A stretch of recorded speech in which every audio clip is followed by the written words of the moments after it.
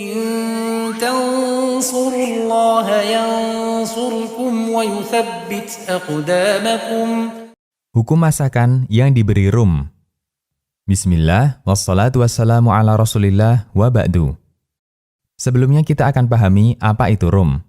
Tidak masalah jika semacam ini kita ambil dari tulisan di Wikipedia. Rum adalah minuman beralkohol, hasil fermentasi dan distilasi dari molase atau tetes tebu atau air tebu yang merupakan produk samping industri gula. Rum, hasil distilasi, berupa cairan berwarna bening dan biasanya disimpan untuk mengalami pematangan di dalam tong yang dibuat dari kayu, ek, atau kayu jenis lainnya.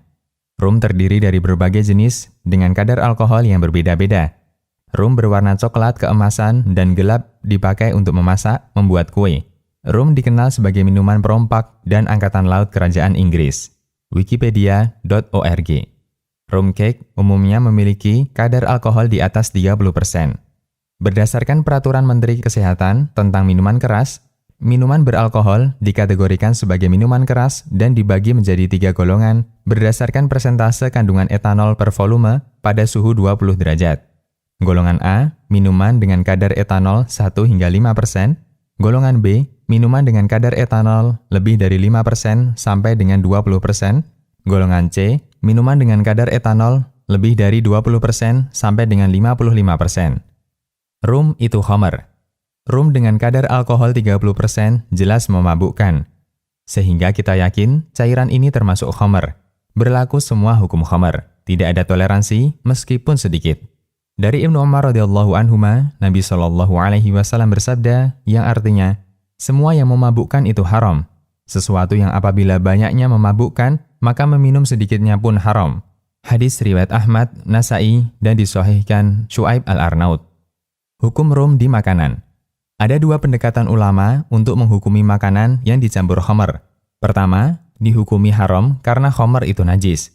Ulama yang berpendapat khamar najis melarang keras mencampurkan adonan dengan khamar apapun jenisnya. Karena berarti mencampurkan benda najis dengan bahan makanan dan itu terlarang. As-Sarkhosi mengatakan, jika adonan tepung dicampur dengan khamar lalu dibuat roti, aku tidak mau memakannya. Karena adonan tepung tadi telah jadi najis dengan khamar. Sementara adonan najis tidak bisa disucikan dengan di oven jadi roti, sehingga tidak halal dimakan. Al-Mabsut. Kedua, dihukumi haram karena sama dengan mengonsumsi khamar.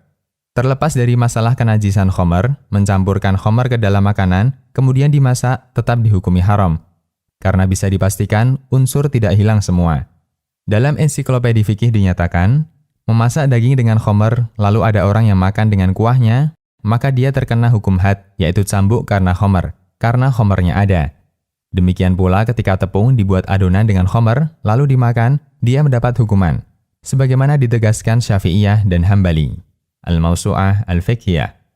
As-Sarkhosi juga mengatakan, jika ada orang yang menggunakan khamar untuk kuah, kemudian dimasak, maka tidak halal dimakan. Dan tidak halal membuat semacam ini karena menggunakan khamar. Al-Mabsut. Dengan demikian, terlarang hukumnya menggunakan rum untuk campuran masakan, baik yang belum dimasak maupun sudah dimasak. Hindari khamar sebisa mungkin dari lingkungan kita, jauhkan rum dari rumah kita, karena Allah Subhanahu wa Ta'ala perintahkan, yang artinya, hai orang-orang yang beriman, sesungguhnya meminum khamar, berjudi, berkorban untuk berhala, mengundi nasib adalah termasuk perbuatan setan. Maka jauhilah perbuatan-perbuatan itu agar kamu mendapat keberuntungan. Quran Surat Al-Ma'idah ayat 90. Dalam ayat di atas, Allah menghina khamar dengan beberapa sebutan. 1. Itu benda rijis atau najis. 2. Itu amal dan perbuatan setan. 3. Jauhi khamar. 4. Jika tidak, maka kita tidak beruntung. Demikian, Allahu a'lam.